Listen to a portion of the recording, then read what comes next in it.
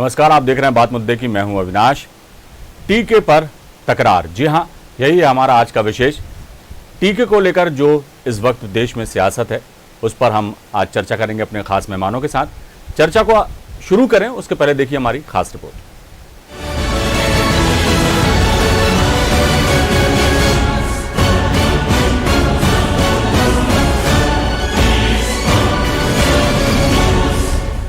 Corona महामारी के बीच देश में इस वक्त सियासत भी जमकर गरमाई हुई है। कांग्रेस लगातार सरकार पर हमलावर है और एक बार फिर कांग्रेस सांसद राहुल गांधी ने केंद्र सरकार पर हमला बोला है। मीडिया को संबोधित करते हुए राहुल गांधी ने कहा कि सरकार को कोरोना समझ नहीं आया। उन्होंने कहा अगर वैक्सीनेशन पर रणनीति नहीं बदली गई तो तीसरी, चौथी और पांचवी लहर भी आएगी। आगे उन्होंने कहा कि लॉकडाउन समस्या का स्थायी समाधान नहीं है, वैक्सीनेशन ही समस्या का हल है। राहुल गांधी ने प्रधानमंत्री पर आरोप लगाते हुए कहा कि आपके काम करने के तरीके से लाखों लोगों की मौत हुई, इसलिए अपने काम करने के तरीकों को बदलें। कोरोना सिर्फ एक बीमारी नहीं है, कोरोना एक बदलती हुई बीमारी है। आप इसको जितना समय और जगह देंगे ये उतना खतरनाक बनता जाएगा। अभी तक मात्र 3% लोगों को ही टीका लगा है। कोरोना की वार्निंग दी, एक बार नहीं, नॉन स्टॉप, एक के बाद एक हमने बात दोहराई और सरकार ने हमारा मजाक उड़ाया। और जैसे आपने वीडियो में देखा, प्रधानमंत्री ने विजय डिक्लेयर कर दी, कोरोना को हरा दिया।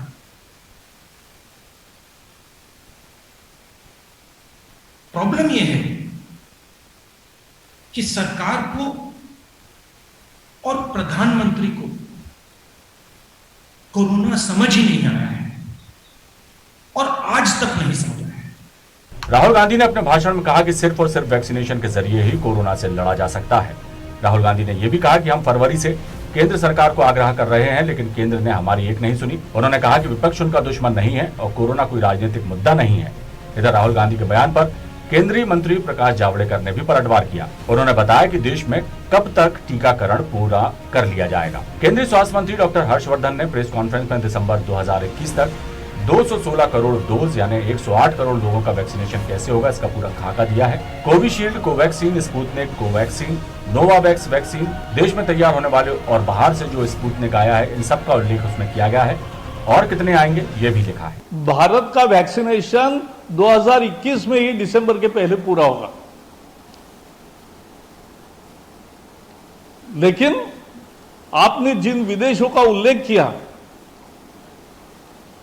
वहां भी आज वैक्सीन को जो नंबर लगा रहे हैं उनका सितंबर में, नवंबर में, दिसंबर में आ रहा है और भारत आज वैक्सीनेशन के मामले में 20 करोड़ वैक्सीन देकर आज दूसरे नंबर पर है। कुल जमा कोरोना पर सियासी जंग जारी है। वार और पलटवार का सिलसिला थमा नहीं है। दूसरी तरफ कोरोना की रोकथाम के लिए सरकारें प्राण से जुटी हैं, इस बात से भी इनकार नहीं किया जा सकता। कोरोना से देश को मुक्ति मिलेगी ये यकीन से कहा जा सकता है, लेकिन इस पर सियासत कब थमेगी कहना मुश्किल है। News world desk.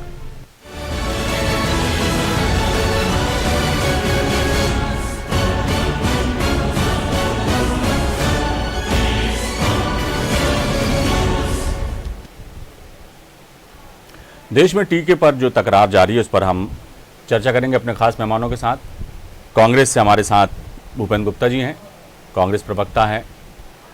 ब्रजगोपाल लोया जी हैं, प्रवक्ता हैं भारतीय जनता पार्टी के। और संदीप पौराणिक हैं, वरिष्ठ पत्रकार हैं। आप सभी का बहुत स्वागत है इस चर्चा में। लोया जी, राहुल गांधी ने एक बार फिर सवाल खड़े किए हैं और सीधे सीधे प्रधानमंत्री नरेंद्र मोदी पर निशाना साधा है और उनका साफ कहना है कि कोरोना समझ ही नहीं आ रहा या समझ ही नहीं आया। क्या कहेंगे जी? देखिए, उनको क्या समझ नहीं आया, सरकार को क्या समझ नहीं आया, इन दोनों के बीच में बहुत गतिरोध है। 2-3 बातें बहुत महत्वपूर्ण हैं। सबसे पहली बात तो ये बहुत महत्वपूर्ण है कि माननीय राहुल गांधी जी को क्या समझ आता है वो आज तक पूरा देश नहीं समझ पाया। दूसरी बात कि वो सरकार को सलाह कभी नहीं देते, केवल आरोप लगाने का काम करते हैं। वो सांसद भी हैं, उन्हें ये याद रखना चाहिए। तीसरी बात, यही वो राहुल गांधी हैं जिन्होंने जनवरी और फरवरी में वैक्सीन का विरोध किया था, इसकी गति को धीमा किया। तीसरी बात, वे अपने मुख्यमंत्रियों से चर्चा नहीं कर पा रहे हैं। जिस वैक्सीन की वो मांग कर रहे हैं, उस वैक्सीन की कांग्रेस शासित राज्यों में कितनी बर्बादी हो रही है, ये आंकड़े बता रहे हैं कि झारखंड में 37% और छत्तीसगढ़ में 36% वैक्सीन बर्बाद हो गई। इससे बड़ा क्या दुर्भाग्य होगा इस देश का। उन्हें इस देश के साथ खड़ा होना चाहिए था कि 130 दिन में 20 करोड़ 10 लाख वैक्सीनेटेड लोगों को करने का काम जिस सरकार ने किया है। अमेरिका के बाद हम दूसरे नंबर पर हैं और अमेरिका में 28 करोड़ लोगों को वैक्सीन देने में 168 दिन लगे और भारत में 20 करोड़ 10 लाख लोगों को वैक्सीन देने में 130 दिन लगे। ये समय जब था कि जब वो इस देश पर गर्व कर पाते। दूसरी बात, उनकी एक और बहुत गंभीर समस्या है, उनकी दिशा निर्धारित नहीं है। कभी वो कहते हैं हमारे बच्चों की वैक्सीन कहां गई, हमारे बच्चों की वैक्सीन किन्हीं और को दे दी, और वो यही बात राजस्थान के मुख्यमंत्री, छत्तीसगढ़ के मुख्यमंत्री और शिबू सोरेन, हेमंत सोरेन से झारखंड में नहीं पूछ पा रहे हैं कि ये कैसे हुआ, क्यों हुआ। भारत में जब भी कुछ अच्छा होता है तो राहुल गांधी जी के पेट में दर्द होता है, और वो दर्द केवल इसलिए है कि जो पार्टी चीन के साथ समझौता करके काम कर रही है, इनका पूरा फाइनल एजेंडा केवल यह है कि किसी भी तरह चीन की वैक्सीन भारत में आ जाए, उसको सरकार अनुमति दे। सरकार स्पष्ट कर चुकी है, दुनिया के किसी भी देश की किसी भी वैक्सीन को प्रमाणिकता देने की भारत सरकार के पास कोई आवेदन पेंडिंग नहीं है, कोई भी। और सरकार ने ये प्रोग्राम जारी किया है कि 31 दिसंबर 2021 तक 216 करोड़ डोज उपलब्ध होंगे भारत में, जिससे लगभग हम जिन लोगों को योग्य समझ रहे हैं वो सारे लोगों का वैक्सीनेशन हो पाएगा। लोया जी आपके पास वापस लौटूंगा, है ना। चर्चा को आगे बढ़ाते हैं। भूपेन जी क्या कहेंगे? ये तो क्या है, जब भी कोई देश में गपोड़ी आदमियों के हाथ में सत्ता आ जाती है तो वो झूठ, फ्रॉड, फरेब, पाखंड यही बातें करते रहते हैं। ये इससे बड़ी कोई जहालत की बात नहीं हो सकती कि साहब जो है राहुल गांधी ने जो है वैक्सीनेशन का विरोध किया था। इस झूठ के तथ्य ये रखें सामने, इनमें हिम्मत हो तो। लेकिन ऊपर से नीचे तक ये सिखाया जाता है कि 24 घंटे झूठ बोलो, झूठ बोलो, झूठ बोलो। अभी इनको यही नहीं है, समझ में है कि इनकी सरकार ने जो एफिडेविट दिया सुप्रीम कोर्ट में, पढ़ के आए क्या, इनसे पूछो। उसमें उनने बताई ये संख्या, पूरी दुनिया को बता रहे हो आप कि हमने 3% वैक्सीनेशन किया है। भारत की जनसंख्या जो है कितनी है, 13 करोड़, 135 करोड़। 135 करोड़ का 3% निकाल लो, कितना वैक्सीनेशन हुआ है। ये दिए जा रहे हैं 32 के 20 करोड़ जो है इनने वैक्सीनेट कर दिए लोगों को। एफिडेविट दिया सरकार ने सुप्रीम कोर्ट में कि जुलाई तक उनको जो है 16 करोड़ जो है टीके मिलेंगे। 16 करोड़ टीके का मतलब है 8 करोड़ लोगों का वैक्सीनेशन हो पाएगा जुलाई के एंड तक। ये सरकार ने दिया है एफिडेविट वहां पर। ये जो है ये बेपढ़े लिखों की तरह यहाँ पर आ जाते हैं और झूठ बोलकर ये जो है कोशिश करते हैं। चीन, अब चीन में घुस गए। चीन का बयान किसने दे दिया? क्या झूला तुम झुला रहे हो चीन को? चीन के साथ जो है गलबैया तुम कर रहे हो। चीन से तुम्हारा विदेश मंत्री का लड़का जो है पैसे ले रहा है। विवेकानंद जो है केंद्र पैसे उनसे चीन से ले रहा है, और उसके बाद जो है चीन तुम्हारे दुश्मन है तो फिर जा क्यों रहे हो वहां पर? तुमने तो ग्वालियर तक में कचरा उठाने तक के ठेके दे दिए चीन को। इन बेशर्मों की कोई जो है कोई गति है क्या? ये किस तरह की झूठ? इससे पूछो कि कचरा कौन उठा रहा है ग्वालियर में? चीन की कंपनियां उठा रही। भारत में कचरा उठाने वाले लोग नहीं बचे क्या?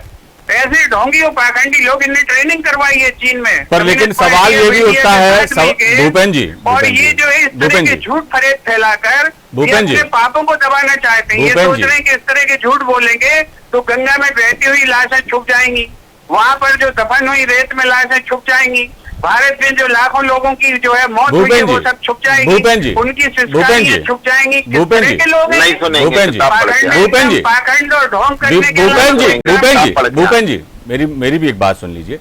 सिर्फ कह देने भर से काम नहीं चलता, सीधे सीधे आरोप और प्रत्यारोप की राजनीति इस वक्त जो है लाजमी हमें तो नहीं लगता कि है इस वक्त। जी सुप्रीम कोर्ट ऑफ इंडिया में गवर्नमेंट। भूपेन जी मेरी बात तो सुन लीजिए, आप भी पढ़ लीजिए, मेरी बात भी तो सुन लीजिए। मेरा ये कहने का मतलब है कि आरोप लगाना या सरकार के कामकाज पे, मेरी बात तो सुन लीजिए। आप क्यों आरोप बोल रहे हो महोदय? मेरी बात तो सुन लीजिए, कर लीजिए, वही अपने चैनल पे दिखा दीजिए आप जो है। मेरी बात तो सुन लीजिए, मेरी बात तो सुन लीजिए, नहीं सुनेंगे, मेरी बात तो सुन लीजिए, मेरा सवाल तो सुन लीजिए। मेरा ये कहने का मतलब है कि कहना या सरकार के कामकाज पर सवाल उठाना ठीक बात है, विपक्ष का ये धर्म है, विपक्ष का कर्तव्य है, विपक्ष का अधिकार भी है, लेकिन क्या कुछ ऐसे सुझाव भी, जैसा कि लोया जी भी कह रहे थे, कि ऐसे कोई ठोस सुझाव भी आपकी पार्टी के पास है कि जिनको यदि अमल में सरकार लाए तो जो कमियां हैं, खामियां हैं, उन्हें दूर करके एक बेहतर दिशा में हम आगे बढ़ सकें? जी भूपेन जी। जी सुझाव देखें, जिस देश का राज्याध्यक्ष इतना गपोड़ी हो कि उसको जो है अगर कोई सुझाव दे तो वो आरोप समझता है उसको। राहुल गांधी ने हमेशा सुझाव के तौर पर कहा कि साहब सुनामी आ रही है, इसकी तैयारी कर लो, बचोगे, इस आरोप लगा रहे हैं। राहुल गांधी ने कहा कि साहब जो है दुनिया में ये जो है मैं बहुत विनम्रता से आग्रह कर रहा हूँ भूपेंद्र जी, आपको शोभा नहीं देता माननीय प्रधानमंत्री के विषय में आप जिस तरह की गालियों का प्रयोग करते हैं। चलिए बिल्कुल नहीं बोलने देंगे। अगर आप प्रधानमंत्री को गाली बतेंगे तो नहीं बोलने देंगे। बिल्कुल बोल रहा हूँ, नहीं, गलत बात है भूपेन जी। आप जी, लेकिन इस तरह की भाषा का इस्तेमाल ना किया जाए तो बेहतर है। भूपेन जी देखिए, केवल आपकी आगे चलिया जाएंगी, लेकिन ये नहीं, जो देश के प्रधानमंत्री हैं वो किसी बीजेपी के प्रधानमंत्री नहीं है, आपकी पार्टी के लोग भी कहेंगे। और चलिए संदीप जी ऐसा, चलिए लोया जी आपको और भूपेन जी, तो आप दोनों से ही मैं कहूंगा, निवेदन करूंगा कि चर्चा को आगे बढ़ाने दीजिए, संयमित रखें, गाली की भाषा ना बोले। संदीप जी भाषा बोल रहा हूँ, मैं बोल रहा हूँ, गपोड़ी के गप्पे नहीं देते। आप रिपोर्ट करके सुन लीजिए, आपकी नजर में तो कुछ गाली। भूपेन जी यदि इस चर्चा में संयमित भाषा का इस्तेमाल किया जाएगा तो चर्चा एक सार्थक नतीजे पर भी पहुंच सकती है, एक बेहतर चीज, क्योंकि वो हल्की भाषा हमारी है नहीं। आप अभी क्या कह रहे थे? राहुल गांधी की समझ हमारी हल्की भाषा नहीं है। मैंने कभी राहुल गांधी के बारे में भी कोई हल्की भाषा। चलिए लोया जी पूरी जिम्मेवारी के साथ कहता हूँ, ये गलत बात है। और ये मैं आपको चर्चा को निरर्थक बहस की तरफ ना ले जाए, हम चर्चा को निरर्थक बहस की तरफ ना ले जाए, हो जाएंगी। जी इस वक्त ये मौका भूपेन जी और लोया जी दोनों ही को आपको मैं कहना चाहूंगा कि ये मौका एक दूसरे पर इस तरह के आरोप या इस तरह की भाषा के इस्तेमाल का नहीं है। मामला इस वक्त ये है जी, राहुल गांधी ना समझे, आपने ऑब्जेक्शन ली क्या? ये कौन होता है ये कहने? अरे नहीं, मैं बिल्कुल कह रहा हूँ, आप भी कह रहा हूँ कि उनकी समझ पर खड़ा कर थोड़ी मैंने ना समझ नहीं कहा, मगर आपने कह दिया, उसका धन्यवाद। भूपेन जी चर्चा को आगे बढ़ाने दीजिए। नेता की ना समझ तो मानिए। चलिए संदीप जी क्या कहेंगे?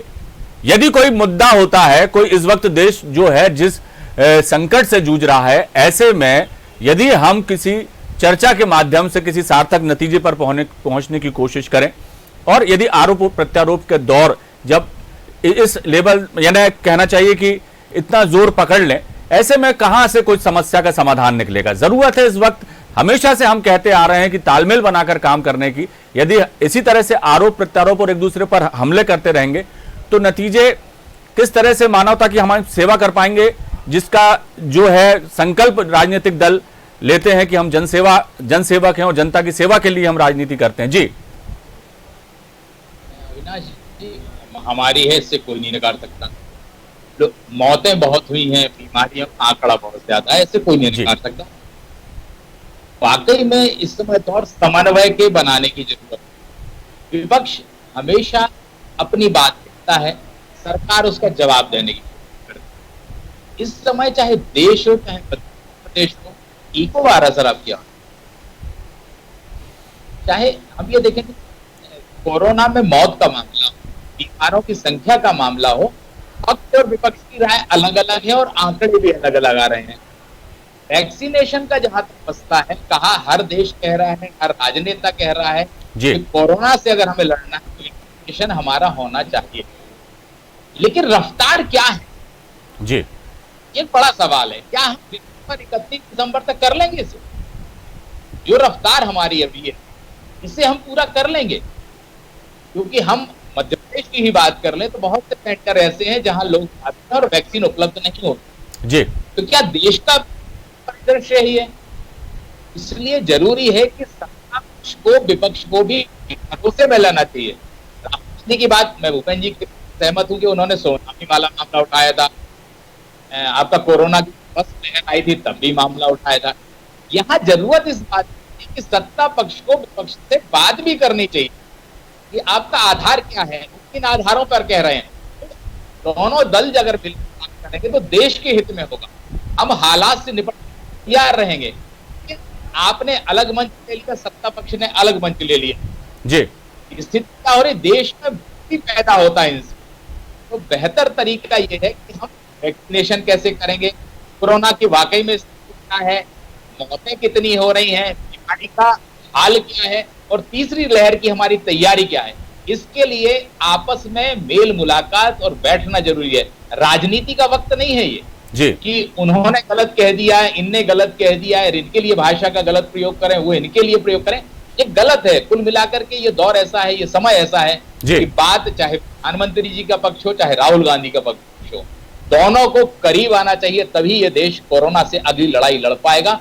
नहीं तो जो आशंकाएं हैं बिल्कुल बिल्कुल संदीप जी, और हम भी लगातार चर्चाओं में यही कह रहे हैं कि आपसी तालमेल, आपसी दलगत राजनीति से ऊपर उठकर काम हो, तब ज्यादा बेहतर नतीजे आएंगे। और सही बात तो यह भी है कि 130 करोड़ की जनता वाले इस देश में वैक्सीनेशन बहुत आसान नहीं है, कई तरह की व्यावहारिक कठिनाइयां भी हैं, और दावे जो किए जा रहे हैं कि वो हम वैक्सीनेट पूरे देश को हम कर देंगे, दिसंबर तक कर देंगे, कई व्यावहारिक कठिनाइयां जिससे कई राज्य जो है जूझ रहे हैं, वो चाहे भाजपा शासित राज्य हों चाहे कांग्रेस शासित राज्य हों, सभी कहीं ना कहीं वैक्सीन की कमी से जूझ रहे हैं। और प्रयास ये किया जा रहा है कि लोग जागरूक भी हों और वैक्सीनेट ज्यादा से ज्यादा लोगों को किया जाए, लेकिन उसकी जो वैक्सीन की कमी है वो अभी तक बनी हुई है। ऐसे में यदि समस्या का बेहतर हल निकाला जा सके, यदि विपक्ष कोई सुझाव देता है या यदि कोई मामला उठाता है तो उसको भी समझकर आगे बढ़ा जाए तो ज्यादा बेहतर नतीजे हमारे सामने आएंगे। लोया जी क्या कहेंगे? देखिए, मैं आपको एक बात बताऊं, हमेशा विपक्ष का मतलब क्या होता है? विपक्ष का मतलब यह होता है कि जितने भी दल देश में हैं, उनकी देश भर में अलग अलग राज्यों में सरकारें हैं, किस मुख्यमंत्री से माननीय प्रधानमंत्री जी ने बात नहीं की, और हर मुख्यमंत्री को यह कहा कि आपका के लिए मेरा फोन 24 घंटे उपलब्ध है। हर समय ऐसा कोई सप्ताह नहीं है जब मुख्यमंत्रियों से माननीय प्रधानमंत्री जी ने चर्चा नहीं करी। अब एक बहुत गंभीर विषय है जो कांग्रेस बार बार कहती है, ये चाहते हैं कि सरकार श्रीमती सोनिया गांधी और श्री राहुल गांधी जी से संवाद करे, यानी भूपेश बघेल से संवाद ना करे, अशोक गहलोत जी से संवाद ना करे, कैप्टन अमरिंदर सिंह से संवाद ना करे, वो संवाद इनसे करें। और यही जो समस्या है, ये समझ नहीं पा रहे हैं कि ये राज परंपरा अब समाप्त हो चुकी है। अब आप इस देश के राजा नहीं है, 3-4 पीढ़ी पर्याप्त निकल गया। अब आप इस बात को मानिए कि अब ये देश लोकतांत्रिक और संवैधानिक तरीके से चलता है। ये जो आपने अपने आप को राजा और राजकुमार मान रखा है ना, ये आदतें अब आपको छोड़ना पड़ेंगी। बहुत गंभीर बात है ये। ब्रजगोपाल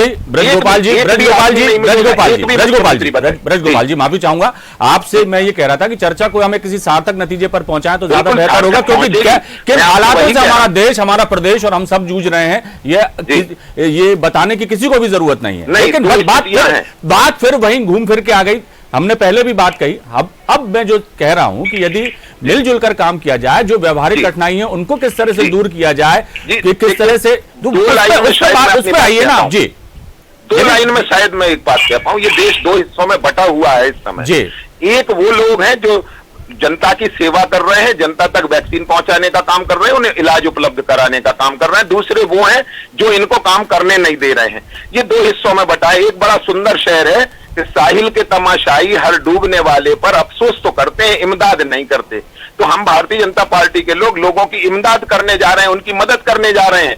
और ये केवल वो लोग हैं जो ढोंग अफसोस का कर रहे हैं, परंतु वास्तव में राजनीति कर रहे हैं। मैं फिर से कहना चाहता हूं कि आप वास्तविक प्रश्नों पर चर्चा करिए, वास्तविकता पर चर्चा करिए। इस मध्य प्रदेश में 1 करोड़ 2 लाख से ज्यादा वैक्सीन लग चुकी है इसी मध्य प्रदेश में।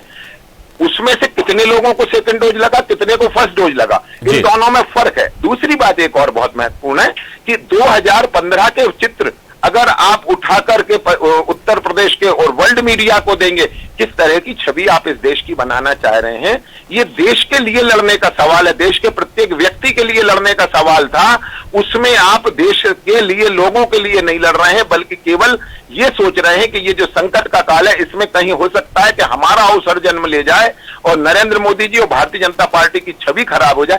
ये जो अभियान आप चला रहे हैं, ये उचित समय नहीं था और जनता भी सब जान रही है। चलिए ब्रजगोपाल जी, ये सब जानती है। प्रतिक्रिया ले लेता हूं भूपेन जी की। भूपेन जी, क्या आपको नहीं लगता कि ऐसे संकट के समय में सरकार का हम सिर्फ विरोध ही नहीं, उसका यदि किसी मोर्चे पर साथ भी दें तो बात बन सकती है? और सभी का कर्तव्य इस वक्त तो यही है कि पीड़ित मानवता की सेवा की जाए, जो कोरोना से जूझ रहे हैं, कोरोना जनित समस्याओं से जूझ रहे हैं, उनको राहत पहुंचाने का काम किया जाए। ठीक है, सवाल उठाना लाजमी है, यदि कहीं कोई चूक होती है, कहीं कोई लापरवाही होती है तो उस पर सवाल उठाना जरूरी भी है और जनता चाहती भी है यदि कहीं वो परेशान है तो विपक्ष कम से कम उनकी बात सरकार तक पहुंचाए, उनकी आवाज उठाए। लेकिन उसके साथ साथ हमें कहीं ना कहीं सरकार का यदि सहयोग हम कर सकें तो उसके लिए भी दलगत राजनीति से ऊपर उठकर क्या नहीं आना चाहिए? जी, सरकार का सहयोग करने के लिए तो सुझाव दे रहे हैं जी। ये क्या कह रहे हैं कि साहब जो है राजशाही चल रही है, हम नहीं करेंगे, नया राजा पैदा हो गया है जो उसकी राजशाही चलेगी। अब उसको जनता से क्या मतलब है, संसद से क्या मतलब है? नहीं करना तुम्हें राहुल गांधी से बात मत करो, संसद से बात करो। कहाँ पर हो रहा है तुम्हारा डायलॉग? कहीं नहीं हो रहा है। केवल झूठ और पाखंड के अलावा तीसरा कोई काम नहीं है। आपको अच्छी तरह से मालूम है, पूरा देश जानता है और मीडिया जानता है। आज क्या कर रहे हैं उत्तर प्रदेश में यही संघ जो जिसकी ये झूठी कहानियां पढ़ रहे हैं कि बड़ी मेहनत कर रहे हैं, बड़ी सेवा कर रहे हैं, ये झूठ वहाँ क्या कर रहे हैं? आप भी कुछ उदाहरण दे दीजिए कि हम क्या कर रहे हैं, कांग्रेस क्या कर रही है। जी, हमारी पूरी बात सुन लीजिए जी। उत्तर प्रदेश में मौतों की जो है आंकड़े ठीक करने की बात नहीं हो रही। इन मौत के महाप्रलय में भी वहां पर जो है चुनाव की बैठकें संघ और बीजेपी और वो कर रहे हैं शाह साहब। ये आप सबको पता है। क्या कर रहे हो आप इस देश में? ये मौका है इस करने के लिए। आप वहां पे योजना बना रहे हैं, आप जो है भारतीय चिकित्सा पद्धति और एलोपैथी को लड़वा रहे हो अपने स्वार्थों के लिए। ये विवाद पैदा कर रहे हो इस देश में और कह रहे हो देश की सेवा कर रहे हो। ये झूठ और पाखंड की राजनीति बहुत समय तक नहीं चलेगी। देश की कीमत पर तुम सत्ता में नहीं रह सकते। सेवा करके सत्ता में आओ और सेवा करो, कोई दिक्कत नहीं है। आप भी कुछ उदाहरण देना चाहें तो दे सकते हैं भूपेंद्र जी के कांग्रेस क्या कर रही है सेवा के नाम पे। देश का विभाजन करके, वैचारिक विभाजन करके, वैज्ञानिक विभाजन करके तुम सत्ता पे काबिज रहोगे, बहुत संभव नहीं है। प्रकृति अपना काम करती है और उसने शुरू कर दिया है। चलिए, और ये नए राजा भी नहीं चलेंगे, पुराने नहीं चले जैसे, ऐसे नए राजा भी नहीं चलेंगे। संदीप जी, धूल में मिल जाएंगे। कोशिश यही रहती है, चर्चा कोई सार्थक नतीजे पर पहुंचे ऐसा हो नहीं पा रहा, और कोशिश बस इस वक्त यही है कि सियासत से ऊपर उठकर यदि हम सेवा भाव से इस वक्त आगे बढ़ें और कोरोना से मुक्ति की दिशा में किस तरह से हम बेहतर नतीजे सामने ला पाएं, ये सवाल जो है जनता भी पूछ रही है और सबकी यही मंशा भी है। लेकिन घूम फिरकर सियासत यहाँ भी आड़े आ जाती है, सियासी बातें ज़्यादा होने लगती हैं, एक दूसरे पर हमले तेज होने लगते हैं, लेकिन कोई भी सुझाव या कोई भी ऐसा उदाहरण नहीं पेश किया जाता कि जिसमें ऐसा लगे कि वाकई हम सब चिंतित हैं और हमें फिक्र है इस देश की और कोरोना संकट से मुक्ति की। क्या कहेंगे संदीप जी? देखिए, राजनीतिक दलों का अपनी ढपली अपना राग जैसा हाल जी। है। जो विपक्ष में जहां है वो सत्ता पक्ष पर आरोप लगा रहा है, जहां सत्ता पक्ष है वो अपने मन से काम कर रही है, विपक्ष का सहयोग नहीं ले रही है। ये समय थोड़ा सा दूसरा है जी, राजनीति का समय नहीं है। हमें चाहे राज्य सत्ताएं हो चाहे केंद्र की सत्ता हो, उसे उदाहरण पेश करने चाहिए कि हमारे राज्य में अलग से क्या हो रहा है, हम अपने राज्य को कैसे बदल रहे हैं, कोरोना से हम कैसे लड़ाई लड़ रहे हैं। जी। आप अविनाश जी एक चीज मानिए, ये देश हमारा 80% 70% आबादी गांव में रहती है, जी। उसका बहुत बड़ा हिस्सा अशिक्षित है। क्या किसी राजनीतिक दल ने जमीन पर जाके ये समझने की कोशिश की कि वैक्सीन को लेके गांव के लोगों का क्या नजरिया है? जैसे ही वैक्सीन की बात आती है, लोग घरों से बाहर नहीं निकलते हैं, लोग भागने लगते हैं, लोग टीम पर पत्थर उठा के चलाने लगते हैं। क्या इन जो कुशंकाएं हैं लोगों के अंदर या भ्रांतियां हैं, उनको तोड़ने का कौन सा काम हो रहा है? हम कह रहे हैं कि 31 दिसंबर तक हम पूरा टारगेट कर लेंगे, पूरे देश को वैक्सीन कर लेंगे। ये जो भ्रांतियां हैं या जो गांव के हालात हैं, इनसे लड़ने के लिए मुझे कोई प्लानिंग नहीं दिख रही है राजनीतिक दलों की, चाहे सत्ता राज्यों की हो या केंद्र की हो। सिर्फ संख्या बता देने से कि हम ऐसे कर लेंगे, जमीन पर जाके तो देखें। जो नेता ये सारी बातें कहते हैं कि वैक्सीनेशन इस तरह से हो जाएगा, इतना वैक्सीनेशन है, इतने दिन में हो जाएगा, क्या जमीन पर जाके उन्होंने देखा कि लोगों के अंदर क्या वही सवाल वही था संदीप जी कि व्यवहारिक कठिनाइयां जो इस पूरी समस्या से निपटने में आ रही हैं, उन पर फोकस ना करके सियासत का जो है बाजार गर्म होता दिखाई दे रहा है मध्य प्रदेश में, चाहे समूचे देश में। बयान किसी ने दिया, किसी ने कुछ कहा तो उस पर पलटवार करने के लिए जो है पहले आमादा से हो जाते हैं दूसरे दल, लेकिन यदि समस्या की जड़ तक पहुंचकर उसे खत्म करने का प्रयास जो किया जाना चाहिए कोरोना के मुताल्लिक इस वक्त हमारे देश में, वो उन प्रयासों में जो है कमी कम और सियासत में रुचि ज्यादा दिखाई देती है सियासतदानों की। सियासत के लिए बहुत वक्त है, बहुत लंबा वक्त है। कोरोना से हम मुक्ति पालें, फिर सियासत भी करते रहेंगे, लेकिन ये जरूरी है इस वक्त कि लोगों को इस वक्त राहत पहुंचाई जाए। संदीप जी क्या कहेंगे, अपनी बात को आगे बढ़ाइए। जी मैं बिल्कुल बात से आपकी सहमत हूं कि ये समय राजनीतिक जो सत्ताएं हैं बिल्कुल उनको विपक्ष को साथ लेके चलने की बात। मैं राज्य और केंद्र की बात नहीं कर रहा। आप एक तरफा बात करेंगे नहीं चलेगा। ये समन्वय की राजनीति का समय है। सत्ता में दूसरा जो आज विपक्ष में वो भी कभी सत्ता में रहे और जो सत्ता में वो कभी विपक्ष रहे हैं, इसलिए सारे लोगों के अनुभव हैं, सारे लोग जमीनी हालात जानते हैं। जब तक आप मिलेंगे नहीं तब तक आप हालात का आकलन बेहतर तरीके से नहीं कर पाएंगे। लड़ाई तभी जीती जा सकती है जब जमीन की जानकारी आपको हो।